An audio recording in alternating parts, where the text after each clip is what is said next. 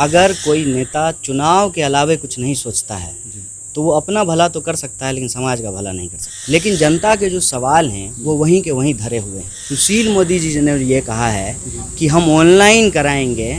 साहब, जिस राज्य के आप उप मुख्यमंत्री हैं उस राज्य की वास्तविक स्थिति शायद आपको मालूम नहीं है कि आप ऑनलाइन की बात करते हैं। लोगों को मोबाइल चार्ज करने के लिए 15 किलोमीटर जाना पड़ता है। चुनाव जब आएगा तब देखा जाएगा, लोग रहेंगे, लोग बचेंगे, तभी ना चुनाव होगा। हमारे साथ है सीपीआई नेता कन्हैया कुमार। इनसे जानेंगे कि जो स्थिति लॉकडाउन में मजदूरों की रही वो सबसे बड़ी जिम्मेदारी किसकी रही। कन्हैया जी, जिस तरह से लॉकडाउन में मजदूर सड़क पे परेशान नजर आए, मरते दिखे, भूखे प्यासे हजारों किलोमीटर पैदल चलते नजर आए, सबसे बड़ी गलती कहाँ हुई? देखिए, सबसे पहली बात तो ये कि आज सब लोग मजदूर की बात कर रहे हैं जी, इस बात का स्वागत करना चाहिए। लेकिन जो दर्दनाक परिस्थिति है, जो हालात आज मजदूरों के सामने उत्पन्न हो गए हैं, जी, जिस तरीके से लॉकडाउन हुआ उसमें तैयारी नहीं थी, अचानक से सब कुछ बंद कर दिया गया। जब तक उनके पास अपना राशन पानी था तब तक वो अपना जीवन यापन कर रहे थे। लेकिन बहुत सारे ऐसे लोग हैं जो रोज़ कमाते हैं, रोज़ खाते हैं, उनके पास 7 दिन का भी अनाज नहीं होता है। एक एक जो कमरे होते हैं उसमें लोग शिफ्ट में काम करते हैं और शिफ्ट में सोते हैं। 8 घंटा 4 लोग सोएगा और 8 घंटा फिर दूसरा 4 लोग आके सोएगा और 8 घंटा फिर तीसरा 4 लोग आकर के सोएगा। ये जो मजदूरों की स्थिति थी, इसको इस देश में दशकों से नज़रअंदाज किया गया है। ये आज की बात नहीं है। मैं आपकी जानकारी के लिए बता दूं कि जो ठेकेदार के अंदर कंस्ट्रक्शन साइट पे काम करने वाले मजदूर हैं, उनके कल्याण के नाम पे सरकार एक सेस वसूलती है और मजदूरों के नाम पे जो सेस वसूला गया है वो 48,000 करोड़ रुपया है। अगर मजदूरों का पैसा ही मजदूरों को दे दिया जाए फिर भी उनके ये दुर्दशा नहीं होगी। आपने देखा होगा जब ट्रेन बंद था तो मजदूर पटरी पे कट गए, जब ट्रेन चलने लगा तो भूख प्यास से लोगों की जान जाने लगी। सरकार कहती है कि 4 लोगों की श्रमिक स्पेशल में मौत हुई है, जबकि आरपीएफ एक हमारी सम्मानित सरकारी फोर्स है, उसका कहना है कि 100 से ज़्यादा लोगों की मौत हुई है। एक अखबार में आज ये रिपोर्ट हुआ है। तो ये जो पूरा का पूरा दर्दनाक परिस्थिति पैदा हुआ है, आपने देखा होगा हज़ारों किलोमीटर जो है चल करके बिहार की एक बेटी अपने पिताजी को घर पहुंचाती है। ये जो स्थिति है, इस स्थिति के लिए कौन जिम्मेवार है, ये प्रश्न आप पूछते हैं। स्वाभाविक रूप से ये हम सब की जिम्मेवारी है, ये सिर्फ सरकार की जिम्मेवारी नहीं है। लेकिन बाकी लोग जो काम कर रहे हैं, जैसे हमारी पार्टी हो या हमारा संगठन हो, all India trade union Congress, आपको अभी एक रिपोर्ट मिली होगी कि इंडियन लेवल ऑर्गेनाइजेशन के भीतर अपील किया गया है कि भारत में जो श्रम कानून समाप्त किए जा रहे हैं वो ख़त्म नहीं किया जाए। तो वो जो केंद्रीय ट्रेड यूनियन है उन लोगों ने मिल करके किया है। बाकी आपने देखा होगा कि लोग अपनी कैपेसिटी में, सिर्फ पार्टी नहीं, कोई एक व्यक्ति भी जिसके पास अगर 100-200 रुपया है वो भी जो है 10 पार्ले-जी खरीद करके लोगों को बांटने की कोशिश कर रहा है। तरह तरह से लोगों ने हेल्प किया है, हमारे लोग भी कर रहे हैं। लेकिन प्रश्न ये है कि बुनियादी जिम्मेवारी किसकी है, इस बात से कोई इनकार नहीं कर सकता। आपने कह दिया कि लॉकडाउन फेल है। नहीं, मेरा सिर्फ यही नहीं कहना है। मेरा ये कहना है कि लॉकडाउन ज़रूरी है, लेकिन लॉकडाउन को तैयारी के साथ करना चाहिए। जिस तरीके से लॉकडाउन में चीज़ें आगे बढ़ी हैं उसमें हमने क्या देखा है कि अभी ये कीजिए वो मत कीजिए, अभी ये कीजिए अभी वो मत कीजिए। आखिर में स्थिति ये बनी है कि आपको जो करना है कीजिए, हम कुछ नहीं करेंगे। यही हो गया है ना। 4th लॉकडाउन क्या है, आप देखिए कि तमाम तरह के नियमों की धज्जियाँ उड़ रही हैं। उस दौरान, लॉकडाउन के दौरान जो तैयारी करनी चाहिए थी, स्वास्थ्य व्यवस्था को जो दुरुस्त करने का प्रयास करना चाहिए था, अभी आपको एक खबर मिली होगी कि पीपीई किट पहनने से जो है, गर्मी से जो है लोग बेहोश हो जा रहे हैं। तो ये हमारे सामने बुनियादी सवाल है। हम सब लोगों को मिलकर के काम करना चाहिए और जिम्मेवारी पहली स्वाभाविक रूप से सरकार की होती है, लेकिन ये जिम्मेवारी हम सब की है। बिहार में जिस तरह से आपने देखा कि लॉकडाउन में बिहार के प्रवासी मजदूर सबसे ज़्यादा परेशान नजर आए। जो वर्तमान सरकार है वो कहती है कि पिछले जो लालू जी की सरकार थी उसमें उनकी देन दशा है कि आज मजदूर पलायन कर रहे हैं। उनका कहना है कि 15 साल से क्या कर रहे थे, लेकिन बुनियादी जो सवाल है वो भटक जा रही है। देखिए, बुनियादी सवाल ये है कि बिहार के पास अगर सबसे ज़्यादा कुछ है जी, जिसके आधार पे बिहार आज इस देश में नहीं दुनिया में सबसे आगे हो सकता है, वो है मानव संसाधन। आप देखिए कि बिहार का स्टूडेंट कोटा में पढ़ने के लिए जाता है, पढ़ाने वाला भी बिहारी, पढ़ने वाला भी बिहारी। तो राजस्थान में जाकर के क्यों पढ़े, बिहार में क्यों नहीं पढ़ाई हो। उसी तरह से बिहारी मजदूर बिहारी डॉक्टर, इलाज कहाँ हो रहा है? दिल्ली में। तो भाई बिहार में ही इलाज क्यों नहीं हो? बिहारी मजदूर जीन्स सिल रहा है, दुनिया भर में वो जीन्स बिकने के लिए जा रही है, तो फिर वही जीन्स जो है वो बिहार के वैशाली में, बेगूसराय में, हाजीपुर में क्यों ना सिला जाए? तो सबसे बुनियादी सवाल है कि जब तक बिहार में नई संभावना, नया रोजगार, नए तरह के उद्योग धंधे और हमारा जो मानव संसाधन है उसका बेहतर प्रबंधन हम लोग नहीं करेंगे। आपने कभी देखा है किसी पंजाबी को बिहार में आकर के काम करते हुए, या किसी जो है कर्नाटक के आदमी को बिहार में आकर के काम करते हुए?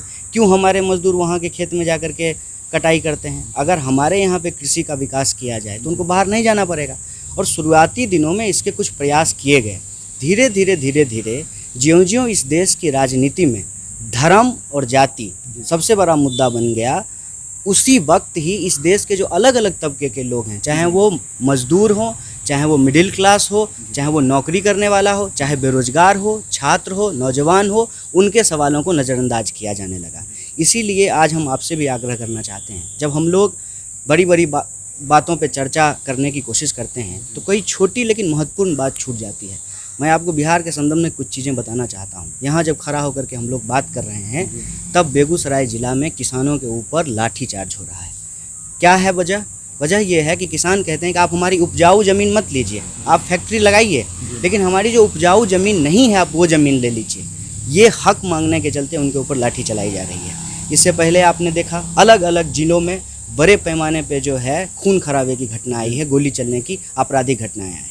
उससे पहले आपने ये खबर सुनी होगी कि बिहार के भीतर जिंदा जो है एक लड़की को जला दिया गया, एक मासूम बच्ची के साथ जो है रेप किया गया।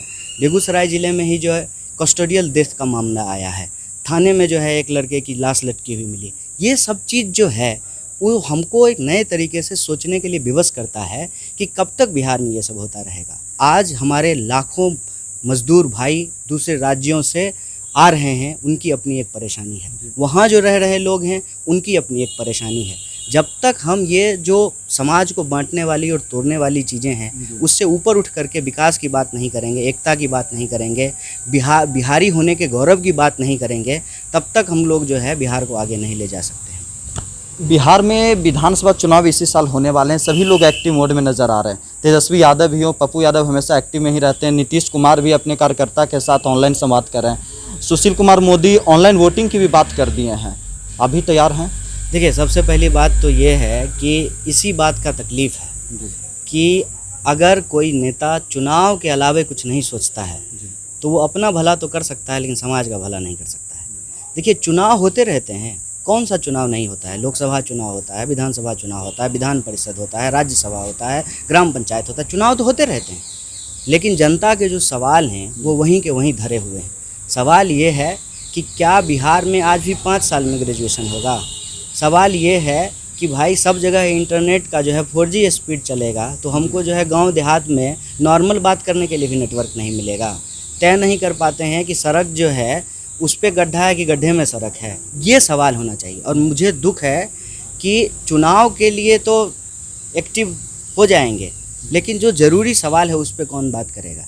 इसीलिए मेरी अगर आप व्यक्तिगत राय पूछें तो मैं बिल्कुल चुनाव की तैयारी नहीं कर रहा हूँ, मैं बिल्कुल विधानसभा की तैयारी नहीं कर रहा हूँ।